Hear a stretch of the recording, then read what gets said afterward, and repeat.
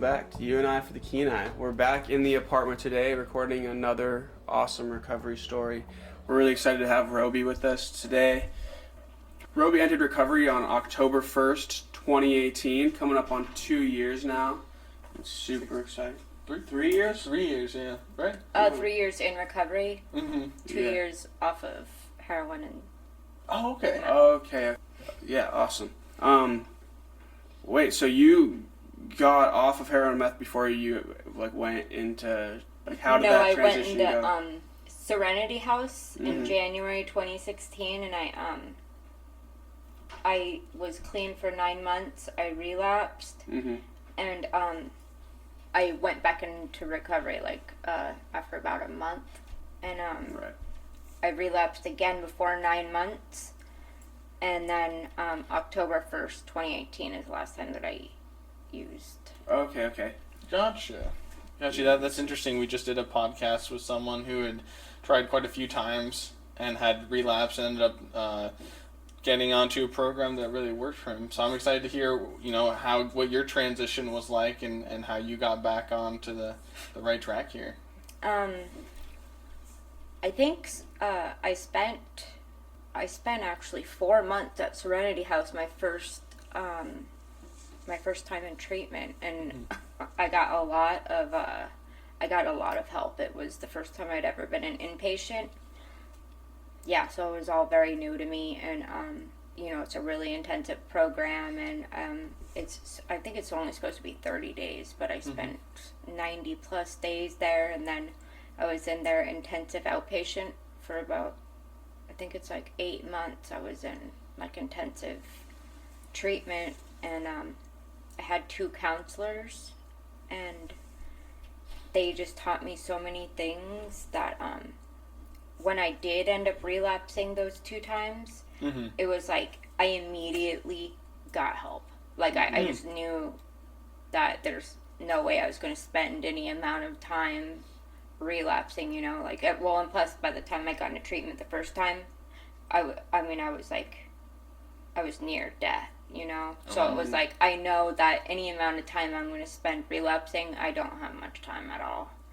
And so those 2 times that I did relapse in between since 2016, they were very small, a month. I think the second time was 2 months, but yeah, it didn't really last that long. I just the time that I spent at Serenity House and in the rooms in NA and AA, they completely framed my mind. You're either in recovery or you're it's in bad news. There's really nothing on the other side anymore.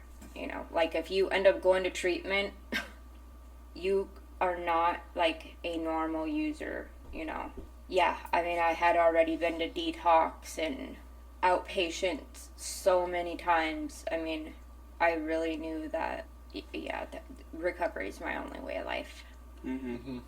And that's probably a big contrast from, the years previous to 2016 before you had gone in, where you're probably in active addiction and thinking, this is my life. Oh. Was that thought ever cross where you're this is how my life is going to be? I think I spent about 15 years literally just signed over to the fact that that was my life, and it's weird to think about now because it's so different from, where I am right now. But it's for 15 years, I literally thought that was the best that life could be, is the small hour window where I'm high. That is literally the only amount of happiness I was ever going to look forward to in my life, So it's I cherished it. Right. I cherished my addiction because that's the only sort of relief I felt. And, so I could totally feel for addicts that are still using. I know that. I remember that feeling. But it's it's all a lie, Right. In your head, that's a lie. So interested that it starts as more of a comfort, but then it kind of draws in your perspective to where you're just kind of focusing on that one thing, and soon it kind of becomes consuming. It sounded like it didn't start out that was the only happy part of your life, but then at some point, did you wake up and realize that this had kind of become the center?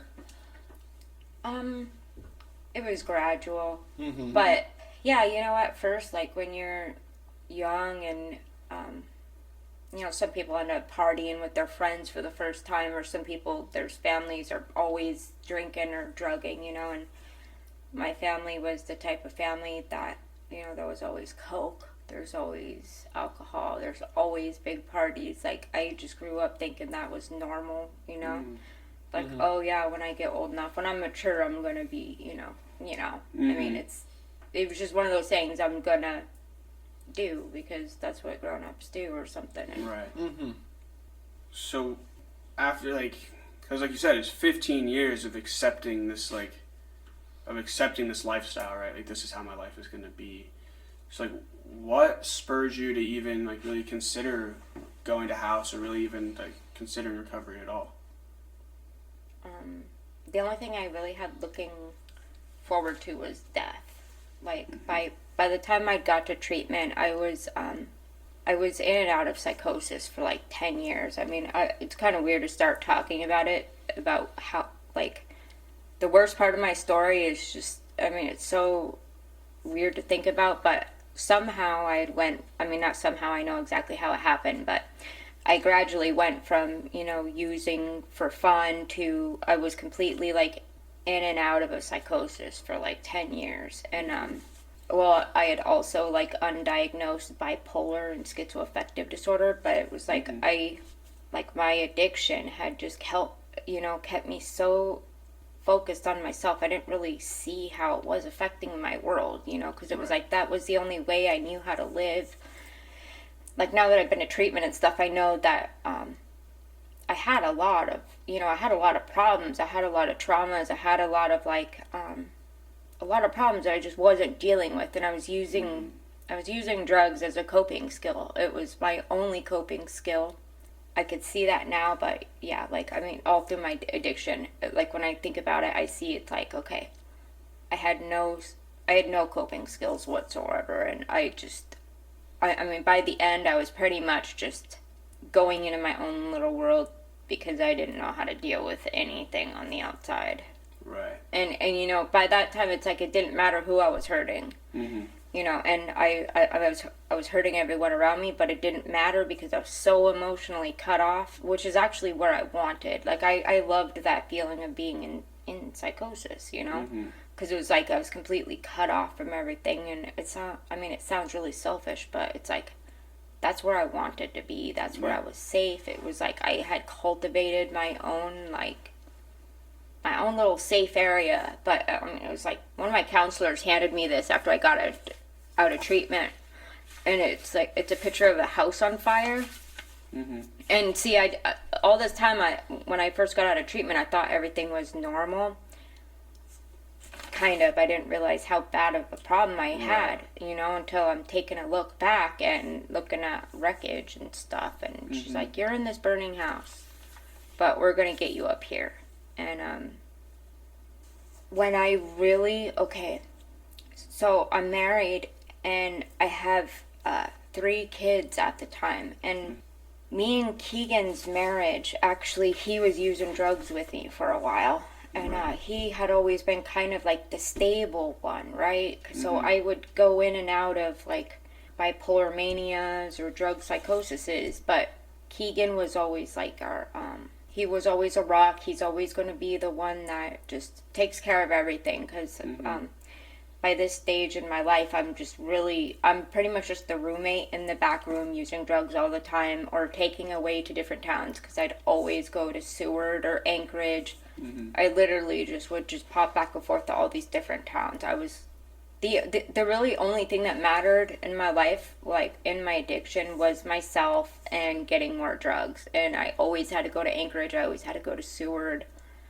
And another big thing I was going to say was, it was my identity. Right. You know, and I, like, even after I got out of treatment, I never realized how much of, like, being a drug user was my identity. Like, all my other friends were also drug addicts and drug users. Like, I literally didn't know anybody that is not on drugs or drinking. Like, there wasn't even anyone in my family that was clean or sober. So not only was it like an impossibility to think to really get clean, but it's like, what would I do? Right. What do those people do? you know? So just like absolutely foreign. yeah, it's like who does that? Right, yeah. You know, honestly. like who just wakes up and is like does everything. It was like Right. you know, like when I first started using meth and stuff, it was so I could have energy to take care of my kids, you know, or that's the way my brain rationalized it. It was like it was like so I can get myself excited about this or to do that or to do crafts or take it to the park, you know what I mean? And it was like, and I always just had to have opiates because it's such a physical addiction. It always just had to be there. And the year before I got into treatment, it ended up, I mean, it had been bad for a really long time, but the year before I ended up in treatment, I started drinking. I don't know what made me start drinking. I think it had to do with I was losing a bunch of family members. I know it sounds bad that like I'm not for sure, but it's like I'm so emotionally detached from everyone. I really didn't even realize that I had lost them until I got clean because I wasn't paying attention to this kind of stuff. You know, it's like the only thing that mattered was my addiction. Yeah.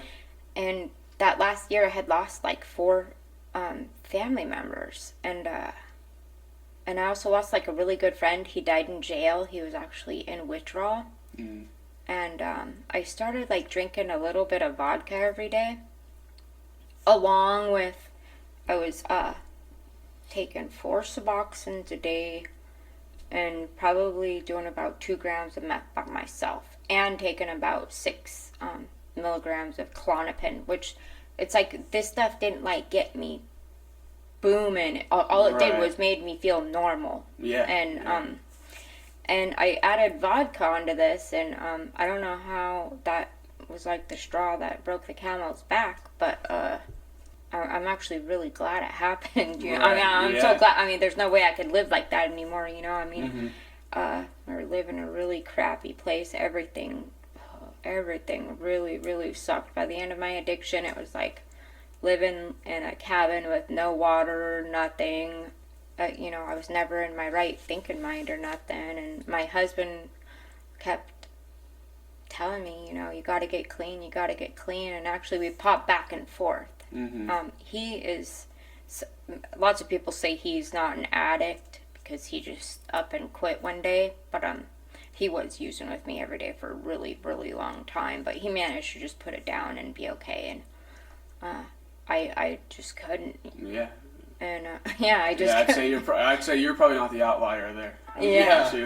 Yeah.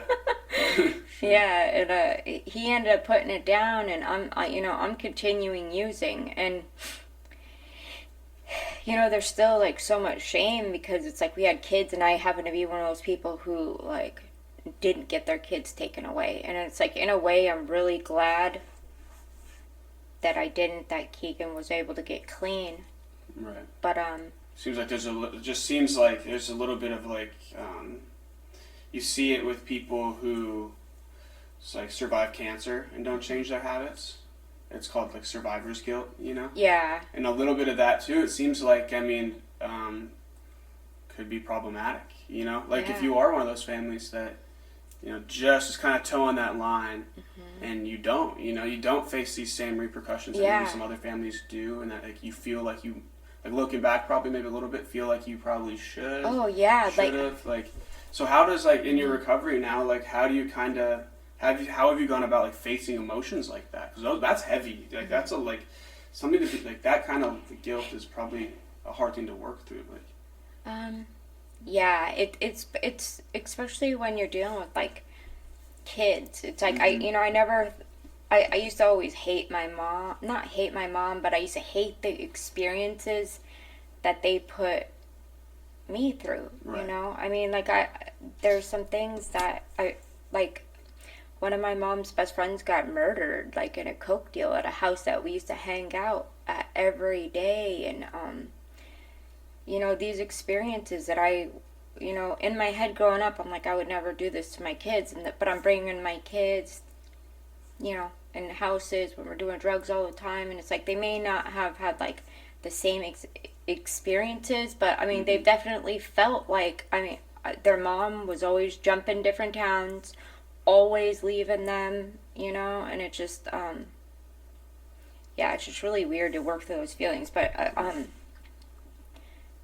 I felt really weird being in treatment, and they're actually probably like 90% of the people had their kids taken away, and I just, like, inside I felt really, really lucky that I had my kids. And but me and my husband were actually split up at the time, so it's like I did feel that losing my family. I was completely split up with my family for over a year and a half, and but I'm really glad that I really needed that time for therapy. First off, I don't think I could have did it if I was worried about taking care of kids. And actually, I think that's one of the reasons I slipped so hard in my addiction was I had all these responsibilities. I was getting no help.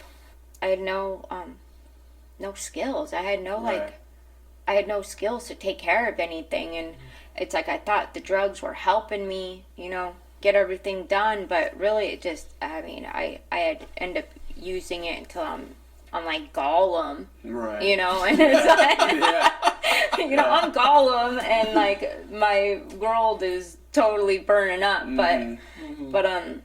But yeah, when I was so thankful, like, when I got reunited with my family, I just had so much help at Serenity, and I had two of the best counselors. I mean, they were really amazing. Like, they were teaching me things that I really feel like I should have learned when I was like 5 years old. But it's so weird, like, about the feelings. You probably had people talk about that a lot. Like, getting in touch with your feelings and treatment. They make you feelings.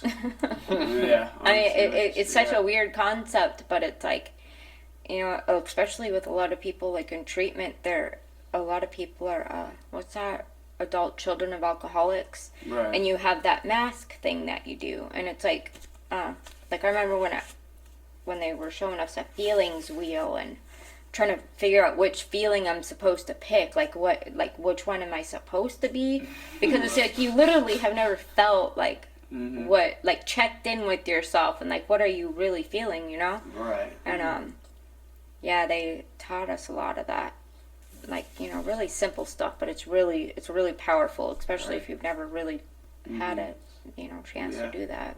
The stuff that probably seems simple now, like, it's probably seemed pretty complicated when you're going through it, though. And I think that's part of, like, even if people are familiar with, like, the recovery process, or like maybe, like, say, hopefully somebody out there like this, that, like, you listen to stuff like this a lot and you're like, man, a lot of this stuff sounds hard. It's like recovery just seems hard sometimes. Yeah. You know what I mean? So I think, like, or it seems really childish too. Yeah. Or there's lots of weird slogans that are just like, when you're not in recovery, you're like, why would I even want to, go in that direction? That's just weird.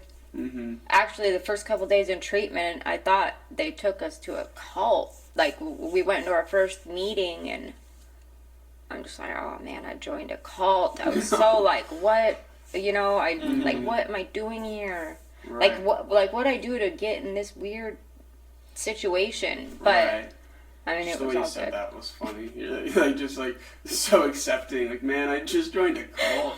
I mean, if you think about it, you're like coming from a cult too, because you're like coming from where the religion is drug basically, and that's it. And you live in probably.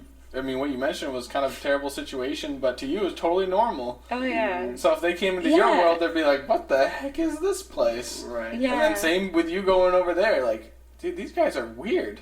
It's cool, though, because everybody, in the rooms has been exactly in my place, because I would wonder, I'm like, why is everybody so nice? And it's like, now that I am a clean addict, I totally know how they feel, because they know exactly where you are when you walk in those doors, like, because they have been there. And when you're in that life, you can't see past your you can't see past that. You can't really it's got those blinders on. Only focus on one thing.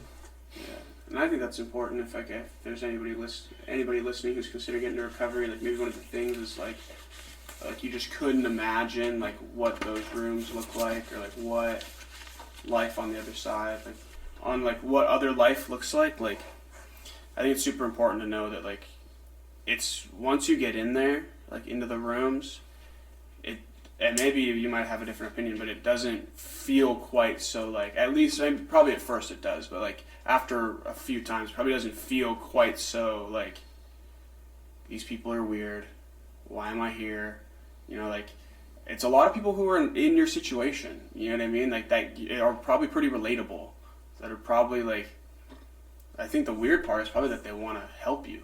That's probably like for some people kind of weird, like.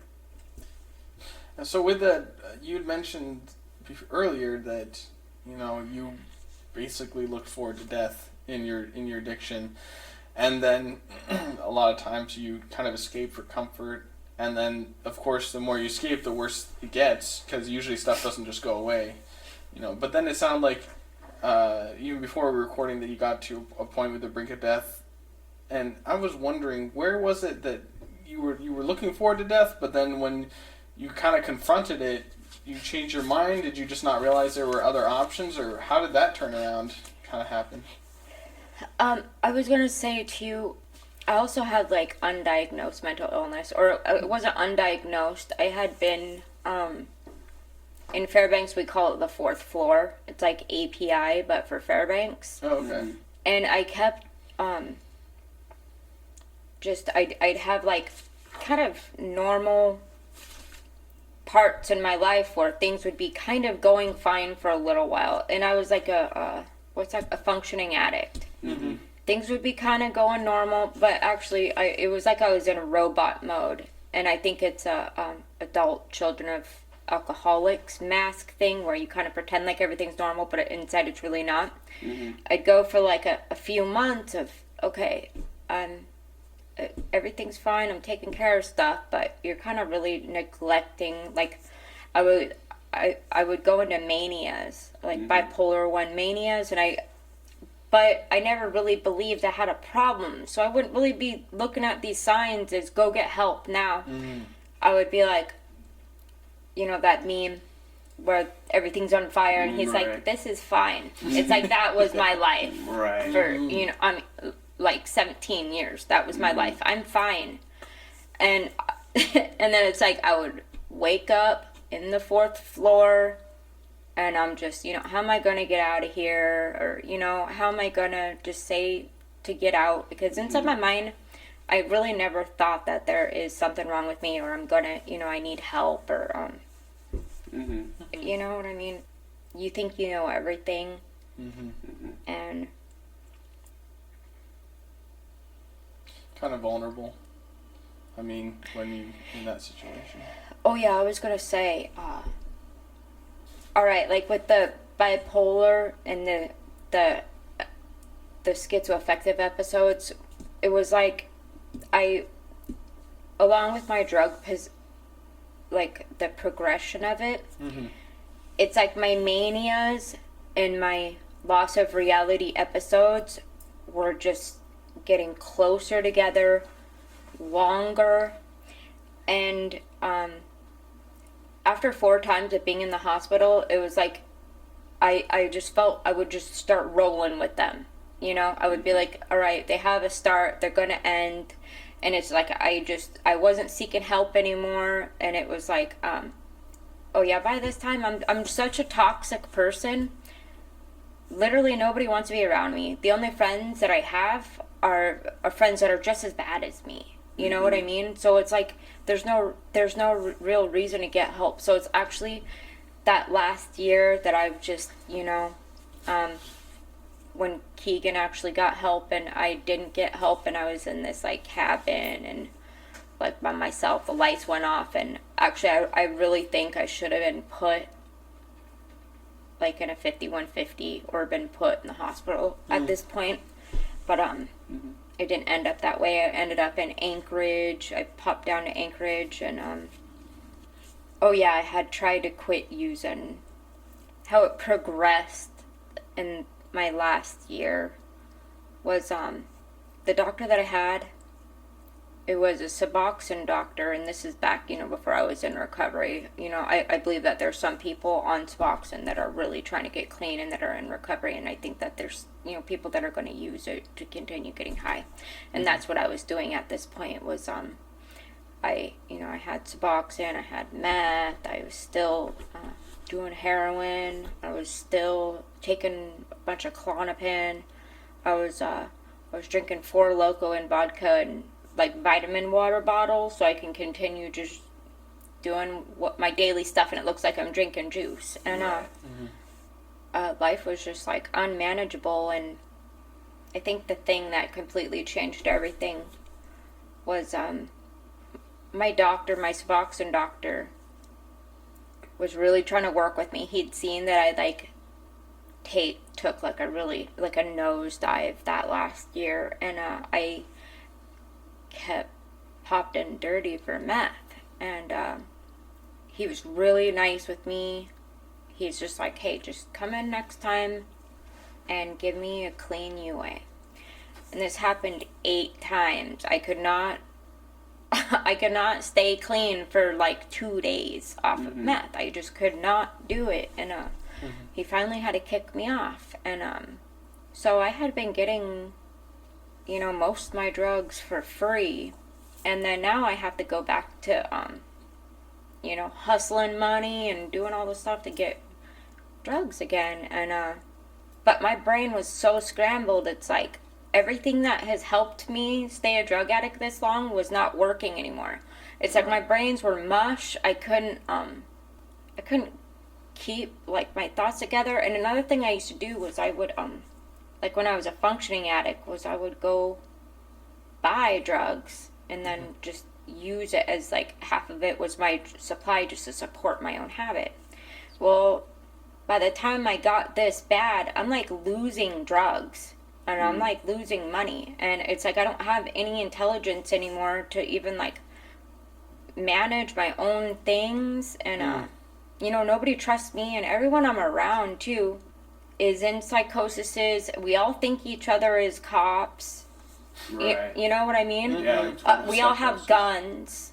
Everyone's psychotic, and it's just like a scary place to be, like all the time. Even when I got clean, I have friends who thinks I like turned or something, and it's like, but it's like I remember that feeling because I thought that too before I got into treatment. I thought everybody had turned on me, and I mean, everything just got really dark. Everything always was dark, but that last year, it was like something inside me was like, you're gonna die. And it wasn't just inside me.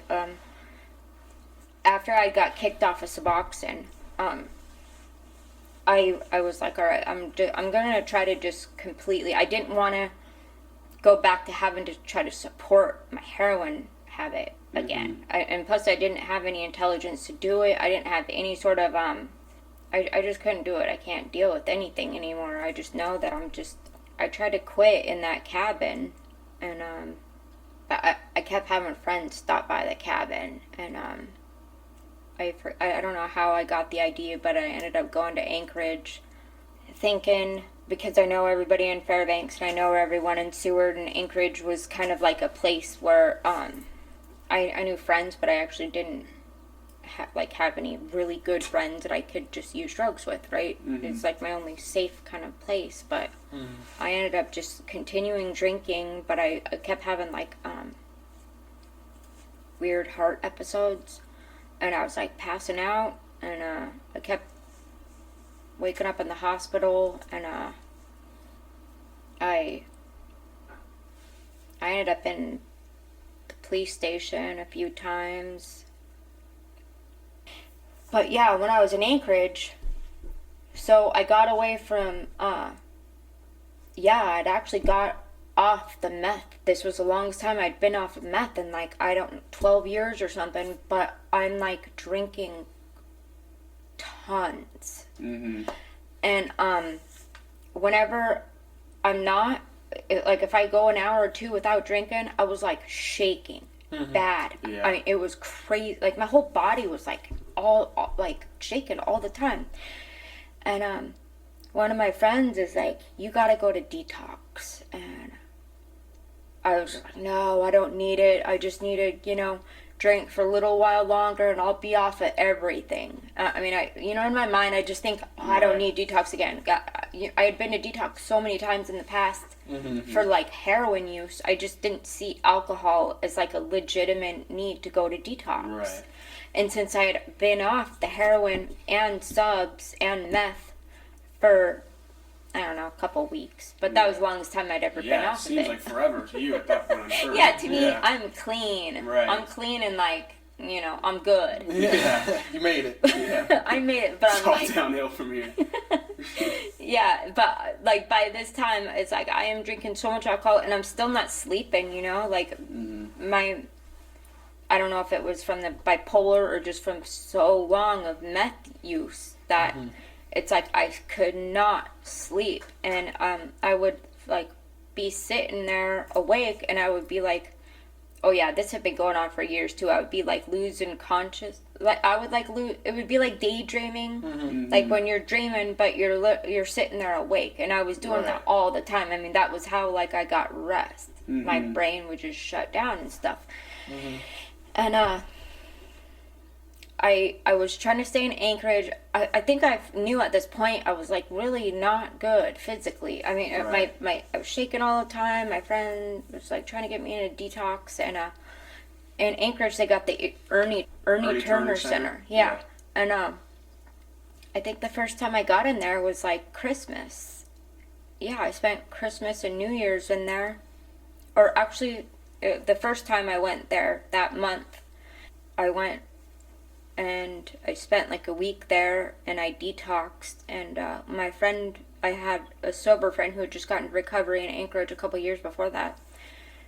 She picked me up, and I was still shaking a bunch, and even after I went to Serenity House, I was shaking for like a month after I got clean because I'd been such a heavy user for so long that it took a while for my body to get back to normal. But I got picked up, and she took me home, but it was like, since I didn't have any therapy or treatment, I just started using again.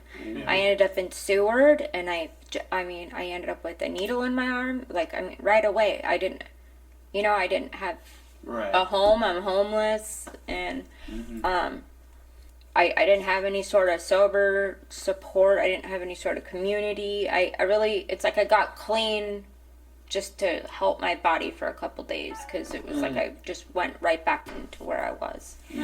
And I ended up, a couple pretty serious situations before I ended up in Serenity House was I got arrested for something. I don't remember what it was, but I was in the cop shop, and some other prisoner said something, and I was like handcuffed to the wall, and I like flicked my shoe off at the person's face, because I was like really just terrible person at this time. I was always violent, and just I was just always doing things that are just up. Probably going back into withdrawal at this point. Yeah. Ornery, pissed, in jail. Probably definitely not having a good time. Yeah.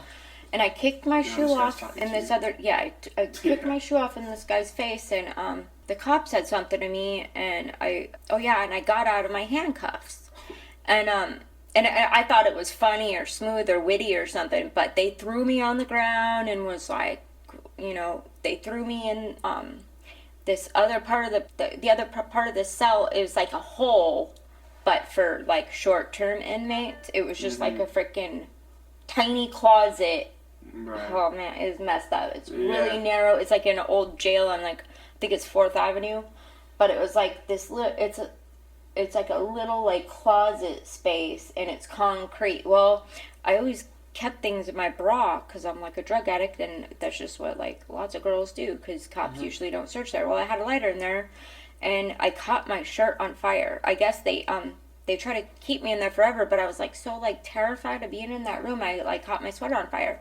So they threw me out, and they were gonna charge me with something, but they ended up giving me a breathalyzer, and I blew like 4.0 or something. And instead of charging me with anything, they took me to the hospital. and I actually, and I was completely like cognizant, like like I was totally like I remember this happened. Right. And when I woke up, I was handcuffed to the bed, and I was just so like freaked out. And they kind of explained it to me that I wasn't in trouble, but I really needed help really bad. And my friend picked me up. I got back on the list to go to detox again, and this time they were like, "Hey, you know, you got to fill out applications to go to like some kind of treatment." Like one of my friends was trying to get me into like, I think it was like a Salvation Army rehab in Anchorage or something. And at this point, it's like my brain really wasn't working. My friends had to do like most of the paperwork or even make these kind of decisions because I couldn't even do this, you know. And like, I mean, they even filled out all the paperwork for treatments for me. And it was just like taking too long for this to happen. I ended up back in Seward again, and I think it was like the first or second time I ended up in the hospital too. During this time, I should have been taking heart medication, but it's like my brain was, it wasn't working. I had quit taking my heart medication, you know, I think in the last month from popping town to town. And I ended up in the hospital because I like fell over or something. And the doctor told Seaview and Seward that I needed to get someplace because I wasn't going to live if I didn't get into treatment like immediately. And I had like a whole bunch of vitamin deficiencies because I had been on meth for so long and I hadn't been eating. I had just been, you know, using drugs every single day for years now. And it's like I was deficient on like major vitamins like B12 and stuff. Like it's a fatal vitamin deficiency. So I had all these, I mean, it was probably affecting my brain functioning too. That's probably why I couldn't think straight. You know, I'm shaking all the time. It's like I had a lot of major vitamin deficiencies. And Seaview was talking to Serenity House, and I had to go to Serenity House I had to go to Seaview every single day to talk to Sherry at Serenity House to see if I was willing to do what it takes to get into treatment. And at this time, I'm back on drugs because I like really at this point though my body needed drugs to even to function. Yeah, you know, quitting at that point probably would have been fatal. Oh yeah, it was definitely going to be fatal. There's no, I mean, it was literally like without like detoxing properly or with help. Detoxing by yourself would have been dangerous at that point. Yeah, like everyone that was around me was pretty much like letting me get what I needed to get in order to stay alive because it was like not too messed up to where I die or, you know, but it was like, it was just such a messed up situation, you know? Yeah. And I'm really lucky I had like my aunt there though, and it was really sad because every time I look back I see her face and she's like, a couple times she was like crying because it's like, you know, it's kind of weird when people, like when I look back I'm like, I can't even imagine like that was my life that I used to live, you know what I mean? Because it doesn't even feel normal. Right. You know, like I really can't even picture myself like in that state.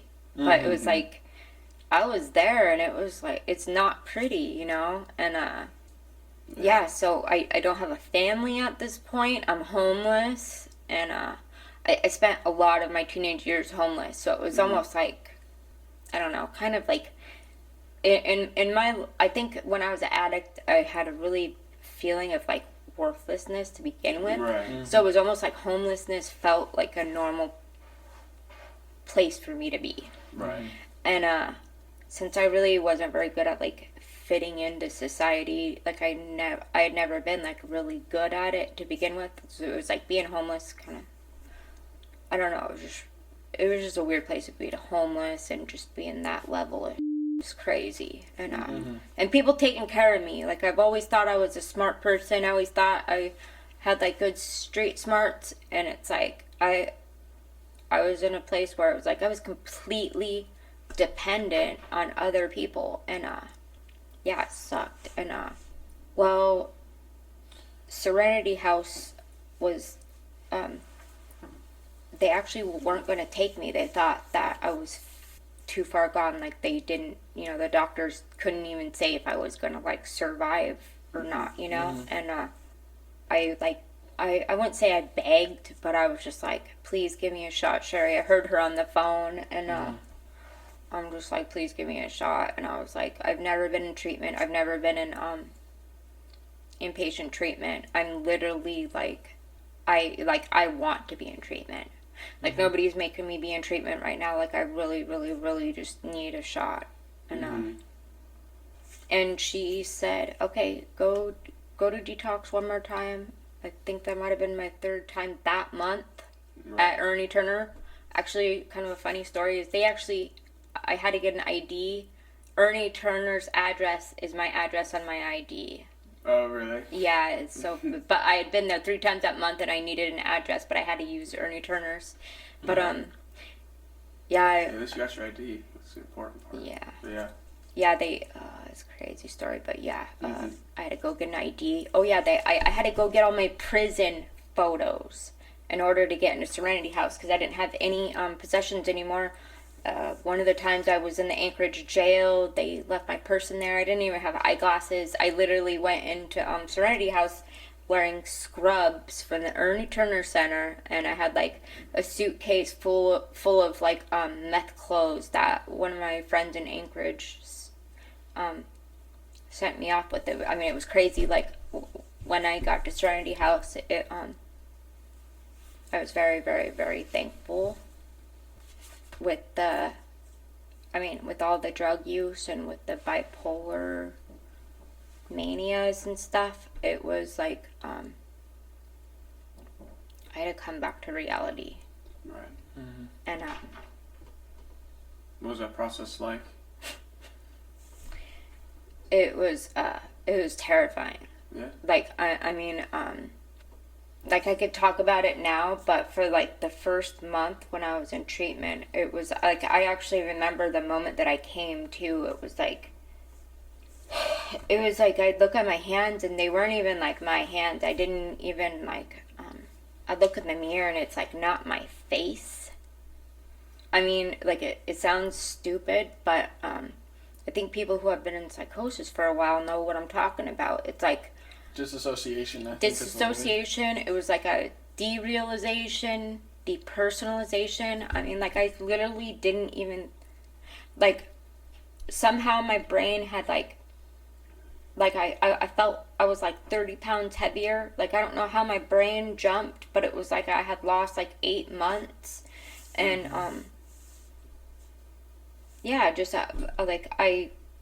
everything was just messed up. It was like dissociation for so long, and it was like I was in withdrawal still for like a month. I was like, my hands were so sweaty and like shaking, and I just had I was filled with like anxiety, and I had to be around 30 other people, and I'd never really, like, all through my life I'd kind of like never had to be in situations like that, and it was just awkward. But I'm really glad it was like that was my rock bottom, because I couldn't go anywhere. I didn't have any friends, and I was in a town that I didn't know, which is really great, because if I was in Seward or Fairbanks, I could have left or did something. You could have walked out after your first day out and known exactly where to go and what to do, and like I didn't even know where the heck I was. Right. Like I literally it took me like I think 6 or 7 months before I even realized like where Serenity House was on K Beach and stuff. Like I just, it was it really worked out good like that. It was really cool, because it was really, really hard to like come back to reality and just see what I had done with my life. And there's a lot of people that aren't even drug addicts, but that deal with bipolar and stuff, and they come back and they see like the messes that they have done, and they have like so much shame. And it's like I had not only like the drugs, but like I've been like in the drug and bipolar induced manias for so many years, and it's like I have like half a lifetime of like destruction that I have created. What was that that fourth step like for you, the making amends and such? It actually, Actually, I think I was about 5 months clean by then. So it was like, it wasn't embarrassing though. Yeah, I mean, the first like 5 months, I mean, I really, they say that there's a lot of people that, you know, commit suicide, you know, and it's like, I actually feel like, I was telling my counselor that actually, I think that's why I got 2 counselors, because I'd made such a mess of my life, and, you know, when I come clean, I don't have my family, you know, I mean, me and my husband are split up, getting a divorce. I haven't talked to my kids in like 8 months, and I remember that feeling of just, it's like hopelessness, you know. It is hopelessness, and not only that, it's like, even if I stayed clean, I burned everything down. Yeah. I just remember that feeling. It's like such shame, and like, there's nothing in my life that tells me that I will be okay. Yeah. Right. You know? Like, if I'm going to stay clean... You gotta really be doing that for you. Yeah. At this point. Yeah. I gotta really have a reason to stay clean. And, Yeah, so what is your mindset, like, as you're going through this? You know what I mean? Like, since you've been using for so long, at what point did recovery become less about just like simply not using anymore and trying not to recreate some of that destruction, and more of like being ready to address some of the wreckage in general? I am so lucky. I had 2 girls from our hometown who both happen to be 2 of my really good friends, like early in our lives. 2 of them got clean. Right. And they had both been to Serenity House, and I didn't even know this before I went to Serenity House. So it was like, my counselor's like, oh, hey, do you know so-and-so? And I'm like, yeah, I do. That girl used to be my best friend, you know? Like, I mean, we used to be party buddies back like 20 years ago, but she ended up getting clean like 12 years before that. And I can't even imagine my friend had 12 years clean. Right. Like, just seeing that I have a friend that was as bad as me, that I know was as bad as me, maybe not in the mental health part, but definitely the addiction part, was like, I know that she is doing good, and she's like a pillar of the community. Like, just seeing that, it was like, wow, that's cool, that's possible. And then the other friend, she was a really good friend, and she actually came to Serenity House and would come visit me, and it felt really good because I didn't even have family members that were clean or sober. So it was like, they just kept reassuring me, like, you know what, just stay, don't worry about anything, just get better. Like, stay in the program and just do everything that they say. And so that support seems to have been super important for you. Oh yeah, Yeah. super important. Like, yeah, definitely seeing my 2 friends. I'm so thankful for them. Definitely seeing them and just trusting them. Learning those little things that I thought were stupid, like the coping skills. Those were serious. Like getting grounded, right? Stuff like that. Yeah, I think that might be hard for people who don't have experience with. Not necessarily with people in addiction, but I guess sometimes it gets there, obviously. But like people who just don't learn learn coping skills when they're kids. You know what I mean? And I think that's more people than we think sometimes. Yeah. I think it's people that's not even addicts. Right. Yeah. Yeah. Like I think because I think if you know coping skills, if it's like something that like you grow up with, you know what I mean? Like you're like taught healthy coping skills without even really like recognizing that those are healthy coping skills. Like it's so hard to wrap your mind around. Like, that like people just don't know them. You know what I mean? Or that don't learn them. You know, I think that has like that kind of plays into stigma a little bit too. You know what I mean? Is that like people use 1,000,001 ways to cope, And if and I think a lot of us learn coping skills from our parents. I think so too. And like from like the environment we're in, you know what I mean? So like if your parents' coping skills are drinking and using drugs, and like you mentioned before, is like, man, when I go enough, like that's probably what I'll do too. I think part of that identity sets in, and then part of like, well, this is what we did, like, this is what we do, like this is how we handle things, becomes like a very like eminent part of your being, really. But yeah, I think that's something that's coming into the zeitgeist nowadays, is like teaching your kids healthy coping skills. The zeitgeist? Yeah. What does that mean? Just like into the general realm of thought, like the collective conscious of a certain like peoples or space. Wow. It's using those college words. Yeah, it's German actually. Oh wow. Yeah. Never mind. Yeah. Did you say zeitgeist? Yeah. Yeah, I like that word. Mm-hmm. What? You both know it? Great. Man, I'm such an odd one out. Geniuses. I need to study up on my German vocabulary. Couldn't thank Eric for that one, I'm sure. Good time. But yeah, I think like that's like teaching your kids healthy coping skills, because I just don't think like really even the term coping skills, I think that's a thing of like the last 30 years. Really, like I have never once heard my grandmother mention a coping skill. That's true. You know, yeah. Like I think, and that's super cool to me to see that like as like that's becoming a thing.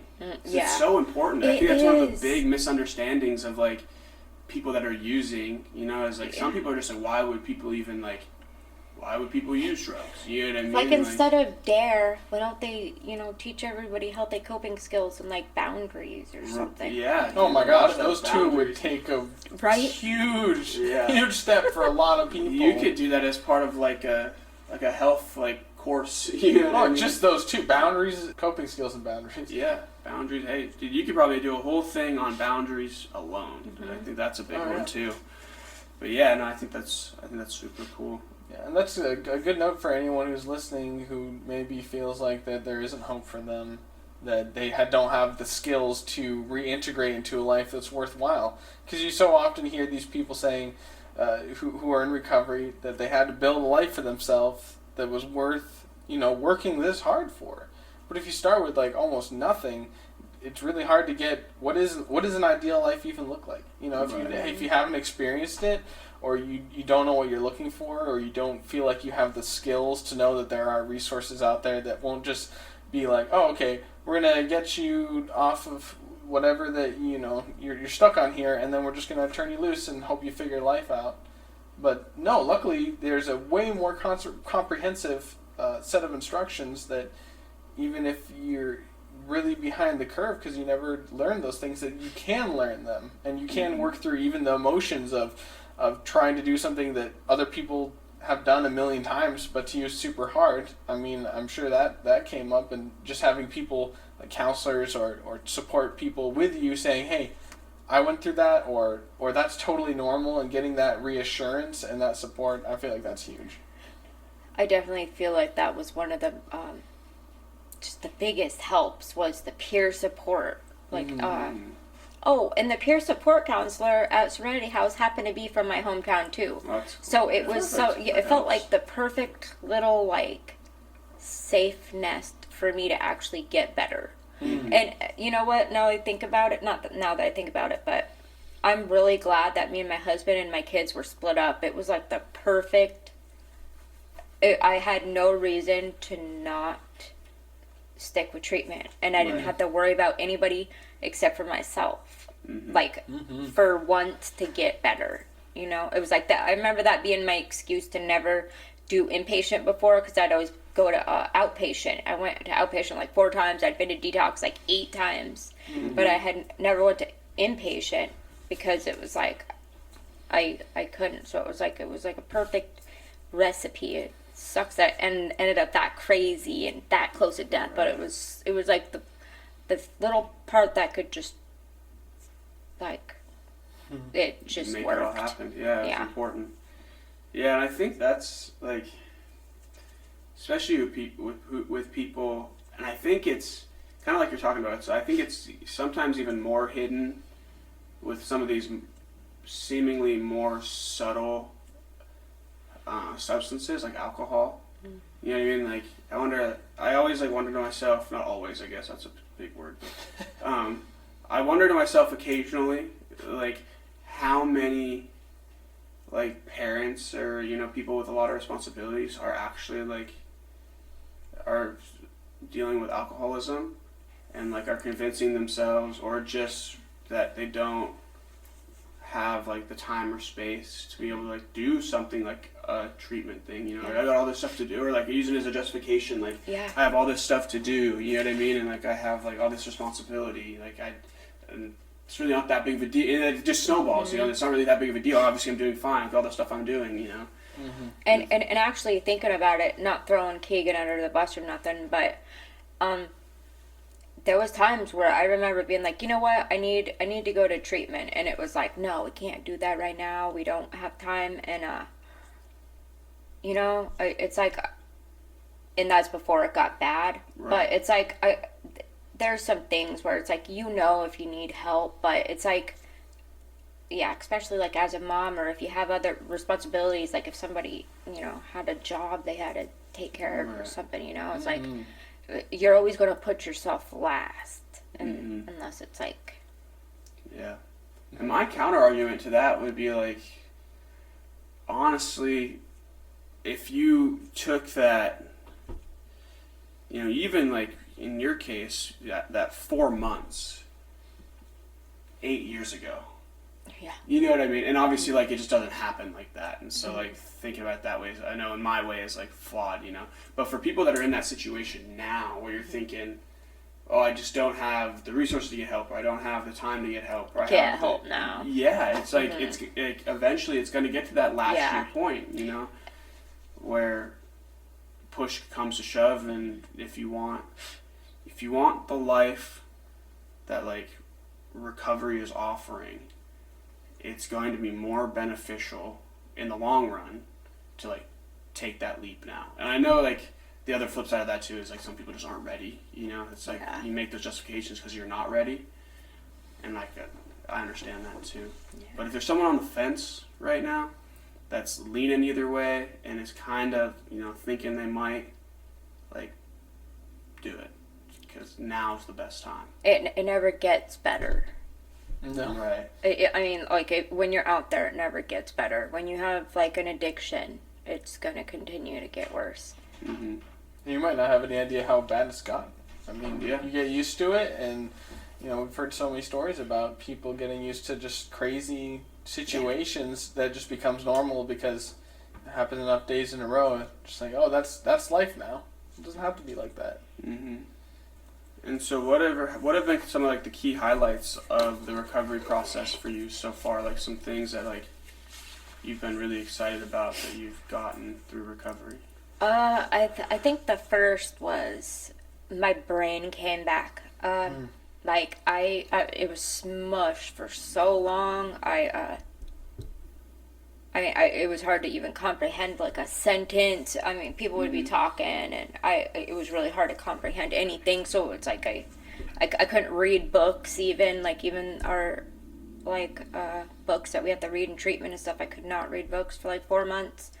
But it was about like 8 or 9 months clean. I just started thinking really crisp, and I started getting excited about life again, and started making plans. My mind just got really positive. I started to get really positive when I started to trust like recovery. And actually I think one of the big things was being able to drop my old identity, and I think that's something that it's really hard to struggle with, like the first 2 years. It was a real like struggle with the identity, you know, like with your old life and the life that you're building now. And I think like once you lay down your old identity, it gets really easier. It gets easier, and I think things just go smoother.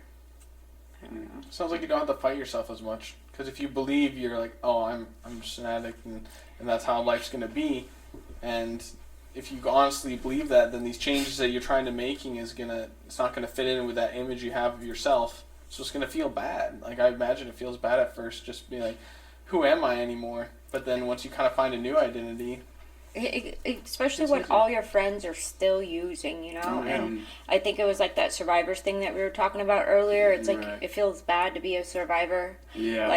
Like I remember when one of my friends got clean, it's like in my head I was like, they think that they're better than us because that's the way the using crowd acts. So like, look at that got clean, I know. They think they're better than us. So it was like I was feeling like, like my using friends were my family growing up. So it wasn't just like losing some friends I had just made while I was using drugs. It was like these were people that like I have relationships with since I was, a young kid. These were my family. So it really hurt to like have to meet all new people and stuff, but and actually it did feel weird. You had to grieve like your old life. Yeah. And your old friendships, and it's like I have to, like the 2 times that I relapsed, it was actually with old relationships, and it was like I didn't realize how much of a hold it had on me, but it was like once I was willing to say, if I want to live, I have to not be around these people until they enter my world, until they enter recovery. That's because that's safe. Yeah. Otherwise, it's not safe for me because I still love these people. And if they want to get clean, I will take them to detox myself. But until they're on the same road, or if they want help, I would totally help actually I have helped some of my friends, but like the ones that are like actively using, that's not my world anymore. And but when you're first clean, it's like these are still your people. These, right, and it's like you miss them. Of course. And and I think that's another hard thing that like kind of adds to stigma too. That's hard for people to wrap their minds around. Like that don't have any of that experience is like, because like the common thought would be like, well, why would you miss something that was terrible? But I mean, I feel like just from a very personal place, like you do. Like it doesn't matter how bad it was. Like there are like spaces and moments that like you miss and you just do. Like you're living a nightmare, but you're in this nightmare together. Right. Yeah. Like I mean, it's like I don't want to like romanticize it, but it's like there are little moments like that, and I think like people in recovery, we have to like frame it in a way that's like, obviously this was never good. Yeah. And it's irrational that I missed this. You know what I mean? Like, and you like, but it doesn't take away from the very like real feeling that like you do miss it. You know? And whether like the only difference is you have the cognitive ability to be like, but it wasn't good. Yeah. So I'm not going back. And that's definitely why like community and like NA and AA are important, because it's like while your brains aren't working right and you don't have this wisdom yet, the people that are around you that are helping you stay safe, they'll tell you like if you have I feel like hanging out with my friend or calling my friend, they'll be like, bad idea. Right. Where You'd be the judgment for you while you're developing that. Yes. It's not something you've been practicing. Yeah. Just like, wow, that feels good. Let's go. Yeah. I mean, helping to teach you some of those skills that you hadn't learned before. Oh, here's another question that I had. What have been some of the most rewarding experiences so far in your recovery, whether internally or just out in the world? I think my first one was all my actions started matching my values, which I don't think I've ever had in my whole life. I've been able to maintain like control in my life and of myself, and that's just been super awesome, and I think that's a cool concept to touch on, especially in like its relations to stigma. Is like when people see people who are in their active addiction, doing things that like, I mean, you would never dream of doing now, and it's not that these people like don't value, first of all, their time, right? A lot of these, like, for the mind of seemingly immediately like jumps to crime, right? Like their time, like, obviously we grow up knowing, like, that stealing is bad, you know, or like things, just random general things like that. It's not like these people are doing it like because they don't like you for the most part. You know what I mean? Sometimes maybe, but like it's not because like they don't like you or there's like have a grudge against you. You know, it's like I think like once we like take that approach as people who aren't like in our active addictions or don't have any experience with that at all, I think like man, like kind of like we mentioned before, but I think it's so important to talk about like the grip that like this must have for somebody to do some of the things that people do when they're in their active addictions, you know, like, and their values probably aren't that, you know what I mean? That's like not like walking out on your children and stuff, you know? I mean, it's like even things that bother us, but it's like we continually do these things. Right. And it's like we have no control. I mean, it's like we have, I mean, you could say we got a little bit of control, but it's like our addiction is literally driving our lives. Mm-hmm. And it feels like there's almost nothing that we could do to stop it. Right. I think it's just a lot of points, you know, where it's like that kind of is your life, really, you know, like that's kind of becomes your value system, really, you know. And so it's cool to see like this value system evolve to where it's like, you know, I've always kind of had these values, but like you said, the behavior's never matched. Oh yeah. And so now it's got to be a pretty like rewarding feeling to be like, oh man, I did all these things a day, and like it's that was like crazy. I had a friend last week actually say that I was her most stable friend, and the one that doesn't really have a crisis going on, and I just like really couldn't believe that she was saying that to me. Like, yeah, it feels like imposter syndrome, but, you know, if I look back, it's like, wow, my life has been so stable the last couple of years. I mean, I could have never imagined that I would have a life where I love my life. Like, it's, like, totally fulfilling. I feel like I have purpose. All my actions match up with, like, you know, what I love and what I care about. I mean, it's really, like, empowering and... Mm-hmm. You know, it's a really awesome feeling that I never thought that was possible with me. So, when you weren't acting according to your values, usually in psychology, that causes what's called cognitive dissonance, where you're not doing what your values are, so it creates, like, internal strife, you know, it kind of stresses you out. Yeah. Did you have moments like that in your addiction? Was that a constant thing? Were there, like, moments of lucidity where you thought, this isn't really, I'm not doing my values at all here, but... you know, I'm not going to change at this point. Like, did that ever go through your head? Oh, definitely. I think it drove me deeper into my addiction because, you know, I couldn't handle anything. I knew I couldn't face anything. I also didn't feel like I had control over any of it. And, I mean, it really did have an impact for the worse, you know, because it definitely drove me deeper into it, and it hurt, you know, because it's like I did love my children. Right. You know, I did love my husband. I knew that I couldn't pick them over drugs because in my head, it's like drugs were survival. Right. And, you know, people who don't have an addiction, it's like they just see, oh, they're, you know, ditching their children, they're doing that. But it's like in our head, it's always survival. It's always, you know, I literally can't survive without this drug, so it becomes the thing that you put ahead of everything, and it really was a struggle.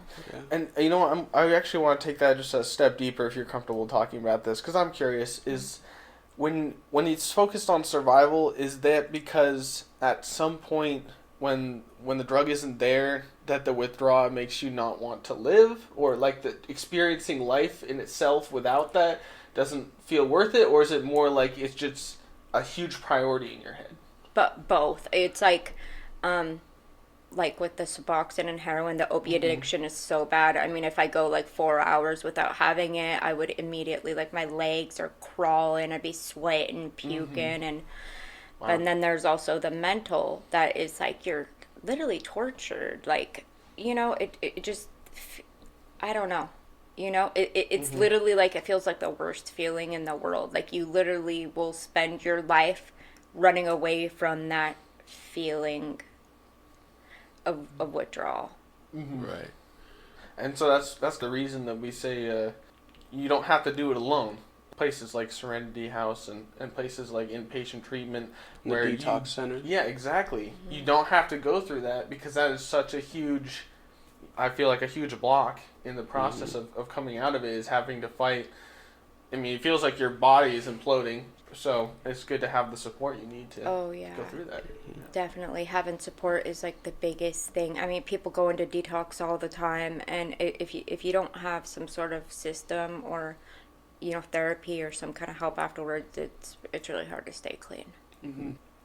And you mentioned a couple steps that really helped you out during your recovery. Yeah, in the 12 steps, like especially in treatment, we do the first, second, and third step, and that's pretty much admitting you're powerless and turning your life over to a higher power or to God. And I learned all this stuff in treatment, but I really didn't get to experience it until my first relapse. And I realized even with all my therapy, with my 9 months clean, you know, I'd got my family back. I didn't have I didn't want to stay clean. I wanted to use drugs, but I love my children. I didn't want to keep going back out. So I did what I'd been learning in therapy for 8 months in treatment, that I started praying, and I'm like, God, you got to change me. There's no way I'm going to be able to stay clean by myself. It's like impossible for me. I really just need your help. And I started praying to God and literally just be like, change me. I need to be changed. I don't want anything to do with my old self. Just change me. And I'm telling you, he like totally, it's like he lit a fire inside me, and like all of a sudden I had purpose. And I'm not even joking. It was almost like overnight, almost like I just started getting like supernatural help to I started wanting you know, all these good things in my life, and I quit wanting to get high. And I'm telling you, things just changed when I turned my life and my will over to God. They completely changed. And it was like, instead of being in recovery kind of like in my head alone, I felt like I had the Creator to give me, if I don't have strength to, you know, walk through the day or trying to be a mom, I know God was going to give me the power to do it, because he doesn't want to see me go back out either. You know, I just feel like God is good, and if you're trying to, you know, change your life, he's going to help you. And it just really, I think that is what seriously changed my recovery, was turning my life and will over to God. Yeah, definitely. And you know, that part that you mentioned of really surrendering and aligning basically what you, in that moment, your values got restructured as well. You know, if you could have seen your priority list written on a piece of paper, I feel like getting high would have moved just basically to the bottom. Yeah. And then it always kind of been at the top. And I don't even know if you knew that, at least in your head. You know, you probably knew that somewhere deep inside you, but it's kind of hard to reflect when you're consumed. Yeah. So I think that was a real eye-opener for you. Yeah. And it was really cool, because I've heard people say, you know, oh, I turned my will over to God, and sometimes when you're, you know, in treatment, you don't understand it, and we're just kind of rolling with it. But it was like, when I was really confronted with it after relapsing and seeing my value system like clear as day out in front of me, it was like, all right, this is where I turn my will over to God. And you know, that's cool. Yeah, I think that's kind of paradoxical, right? Like, it's not, I mean, obviously this might even just get cut. This is just a thought I just had. But like, it's kind of paradoxical in the sense that when you're talking about, like, man, when I was in my active addiction, I had like no control, right, over what I was doing. And then you're like, man, and now I surrender and I turn my will over, and now I feel like I'm kind of walking this walk, and I'm feeling pretty good about it, you know? Like I literally all of a sudden felt like I do have choices, and it's a choice now if I'm to go back out. Right, yeah. Like, I'm not, there's not this, like, invisible force controlling me anymore. It was really awesome. Yeah, definitely. yeah, it's really cool to that kind of just like happens, you know, and it's like always I feel like that's like super stereotypical, right? But like when you almost least expect it. Oh know? yeah. But Like when you think it's over, but it's really just like the beginning. yeah, you're like, man, I really messed up, and like I may or may not have ruined my life. But I mean, that's obviously like every time you ruin your life, right? You know, it's Yeah. like you ruin your life 6-7 times, and still probably be out okay at the end. But you're like, and then this kind of is like, you know, no, it's really like just beginning, you know, like this is really where your life actually takes off, is in this moment of realization right now that like this isn't working, and like we're gonna do this, we're gonna do it together, and you're gonna make it, and like today's the day, so let's go, you know. That's like it's always cool to see those experiences like play out. Oh yeah, like if anybody's like on the fence right now thinking like their life is over or whatnot, there's always hope. I'm serious. There's miracles like just waiting for people to like grab onto them, you know, like there's always hope. Right. Yeah. Absolutely. It's so amazing that there is such a good recovery community here. Like I don't think I could have, honestly, I don't think I could have stayed clean in Fairbanks or Seward or Anchorage even, you know, like Kenai just has it's got a really big recovery community too. Like I heard it's really like the best in the state, and I believe it. And yeah, it's really if there's anybody that is thinking about getting clean, they should totally, you know, find a community. And we got a place right here in this community. Yeah. Serenity House. Yeah, and the intake office is at 245 North Binkley. 245 North Binkley Street, and you got a number for him, Cobb? Yeah, phone number over there is going to be 907-714-4521. And obviously, everyone at the intake office, they'll listen to you, and you know they'll help you out, get you where you need to go. Also, around the community, if you just wanna, if you don't think you're ready for that quite yet, there's also AA and NA in both the Soldotna and Kenai communities. I know they have.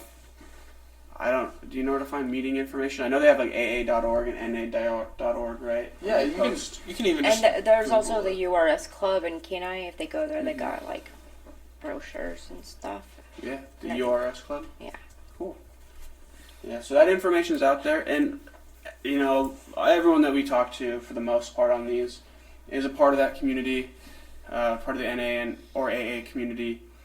Pop in, even if you don't speak when you're there, just pop in, listen, make some connections, start building that support network, and you know, there's a lot of people there that'll help you get you to where you want to be. There's a lot of people that have been where you're at. There's a lot of people who have been where you're at, and more importantly, gotten through it. There's a lot of people that want to help you, that are like waiting for you to come in.